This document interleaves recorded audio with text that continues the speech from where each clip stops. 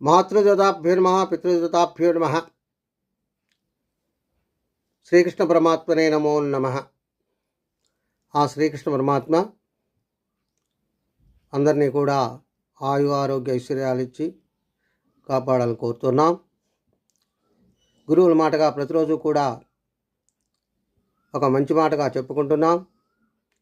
ఈ రోజున భగవద్గీతలోని 18వ అధ్యాయమైనటువంటి 51, 52, 53 యొక్క శ్లోకాల విశ్లేషణ ఇచ్చుకుందాం.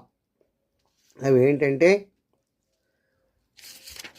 ప్రతి మనిషి బ్రహ్మతత్వాన్ని పొందాలి అనేటటువంటి జిజ్ఞాస కలిగినటువంటి సాధకుడు ఈ విధంగా ఉండాలి అని చెప్తుంది. ఏంటి అంటే, తన యొక్క హృదయం అనేటటువంటి క్షేత్రాన్ని తను ముందు శుద్ధి చేసుకోవాలి. శుద్ధి అంటే కొన్నిటిని విడిచిపెట్టడం చేయాలి. అంటే ఏంటి, ప్రతి మనిషిలోనూ అహంకారం ఉంటుంది, బలము, గర్వము, కామము, క్రోధము, వస్తు సేకరణ ఇలాంటి కోరికలన్నీ ఉంటాయి. వాటి మీద వైరాగ్యాన్ని ఆశ్రయించాలి, వదిలిపెట్టాలి. అదేవిధంగా ఇంకా ఏంటంటే, తన ఇంద్రియాలు ఉన్నటువంటి పంచేంద్రియాలు అయినటువంటి కర్మేంద్రియాలు వాటిని నియంత్రించుకోవాలి. శబ్దాది విషయాలను, రాగద్వేషాలను వదిలిపెట్టాలి. ఎప్పుడూ కూడా ఏకాంతంలో విహరిస్తూ ఉండాలి, నివసిస్తూ ఉండాలి.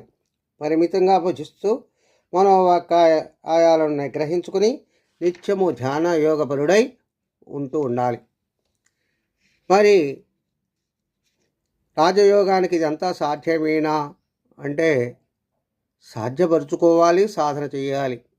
అంటే తను ప్రతిరోజు కూడా తను చేయవలసినటువంటి దినచర్యలో ఉన్నటువంటి పనులన్నీ చేసుకుంటూ తన లోపల తనకు ఉన్నటువంటి అహంకారాలన్నీ కూడా వదిలిపెట్టుకొని వీటిని సాధన చేస్తూ తన అంతటా తను కనీసం రోజుకు ఒక అరగంట అయినా 30 నిమిషాలు ఈ ధ్యాసలో కనుక ఉన్నట్లయితే తను సాధకుడు సాధన పొందుతాడు అని తెలియజేస్తుంది.